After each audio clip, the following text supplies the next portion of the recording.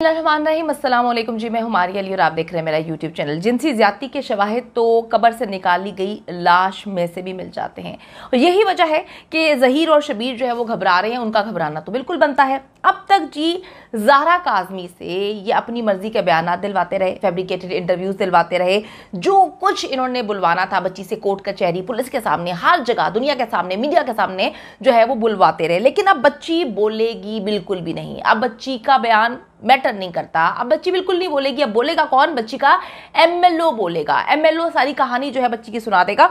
नूर मुनीर जो ज़हीर की माँ है और शबीर की बीवी, इन दोनों में से कौन है जो मुसलसल फंडिंग रिसीव कर रहा है और वो फंडिंग इस केस पर पानी की तरह जो पैसा लगाया जा रहा है वो वहां पर जो है इस्तेमाल की जा रही है?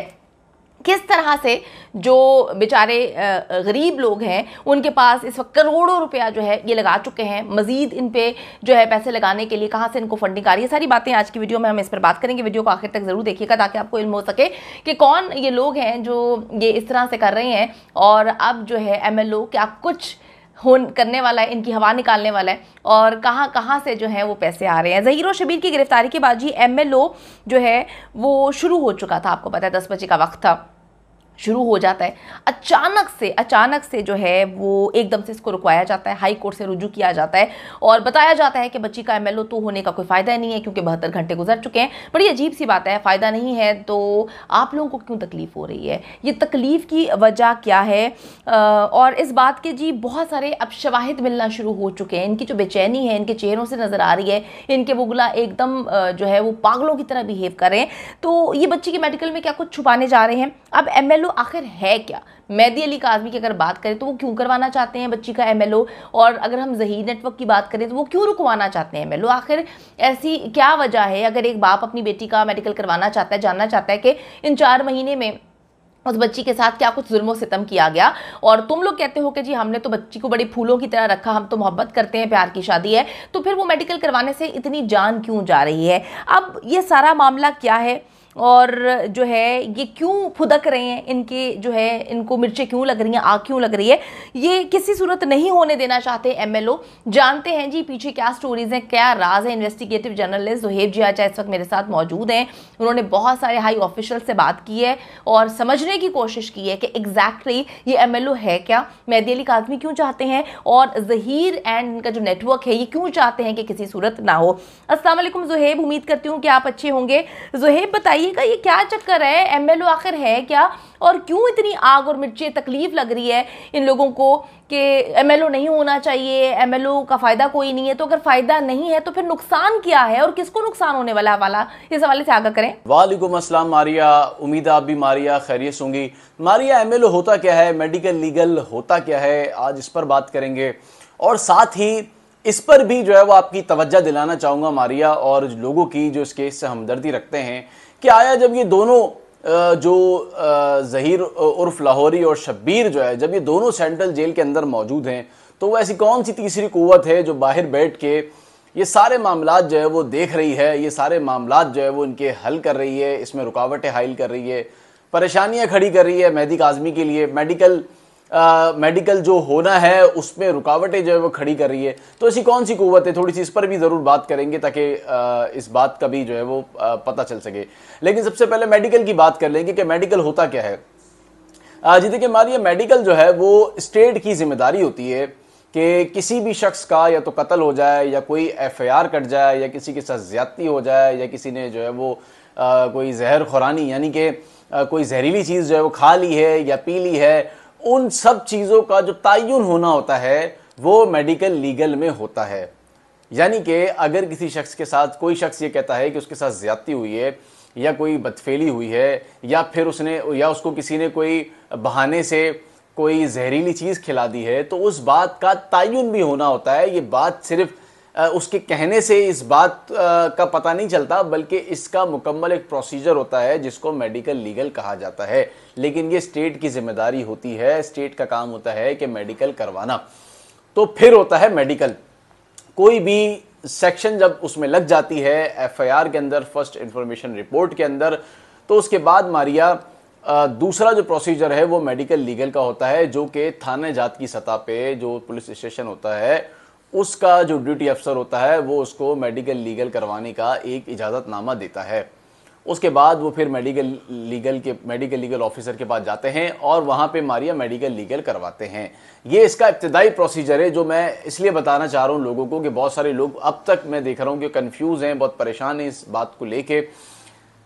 और अगर कोई ऐसी बात हो जाती है तो उसमें एफआईआर के अंदर जब आप लिख देते हैं और चालान के अंदर भी आप इस तरह की चीज़ लिख देते हैं तो बहुत ज़रूरी हो जाता है आपको मेडिकल करवाना। अब मेडिकल ऑफिसर के पास आप जाते हैं, फिर वही मेडिकल का प्रोसीजर जो मैंने आपको बताया है।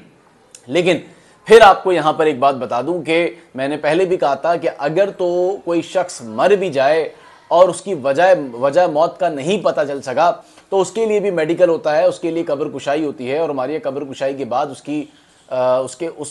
उसके बाद भी ये मालूम हो जाता है कि आया उसके साथ ज्यादती हुई है या नहीं हुई।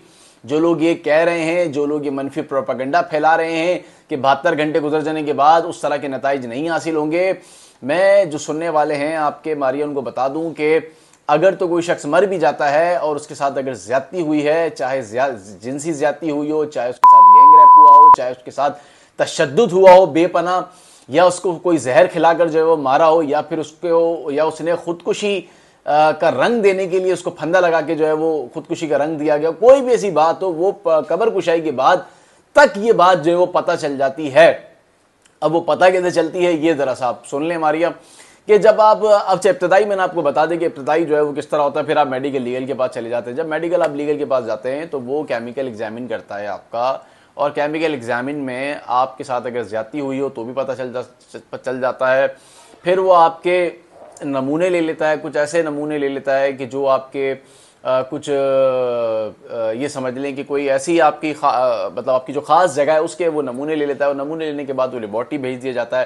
ये का केस है जिस पर हम बात कर रहे हैं, अगर इस पे जो है वो अगर मेडिकल होता है, चाहे 6 महीने बाद हो, फिर मैं बता रहा हूं चाहे 6 महीने बाद हो, तो ये कैसे नामुमकिन है कि मेडिकल में नताइज हासिल नहीं हो जो पहले रोज होने चाहिए। पहले रोज वाले नताइज हासिल होंगे, दूसरे रोज या 8 महीने साल बाद वो नताइज तब्दील नहीं होंगे। तो जो लोग इसमें परेशान हैं वो परेशान नहीं हो, नताइज वही आएंगे जो पहले रोज जो है वो आने चाहिए थे। और जो लोग प्रोपेगेंडा फैला रहे हैं उनको फैलाने दे, ज़ाहिर है कि वो भी कहीं ना कहीं जो है वो किसी न किसी के साथ जो है वो जुड़े हुए होंगे। और साथ ही मारिया अब ये समझने वाली बात है कि जब वो सारे दोनों अंदर हैं तो बाहर जो है वो कौन बैठ के चला रहा है, जबकि उसकी वालदा जो है वो लाहौर में है, उसकी भाभी जो शबीर की जो बीवी है वो भी लाहौर में है, ये दोनों कराची में हैं। तो भाई पीछे कौन है? वालिद उसका बताते हैं नहीं, तो फिर पीछे और कौन रह गया बाकी? ये तो मुझे समझ नहीं आ रही है बात के पीछे कौन है जो इतने पैसे भी लगा रहा है, बार बार हाई कोर्ट में दरखास्तें लगा देते हैं, तो इतने पैसे कहाँ से आ रहे हैं? फिर कहते हैं जी हम की फंडिंग हो रही है, तो कहते हैं नहीं जी कोई फंडिंग नहीं है, ऐसे झूठे बहाने, ऐसे ही जो है वो साफ ही जो है वो यूट्यूब पे आके जो है वो झूठ बोल रहे हैं।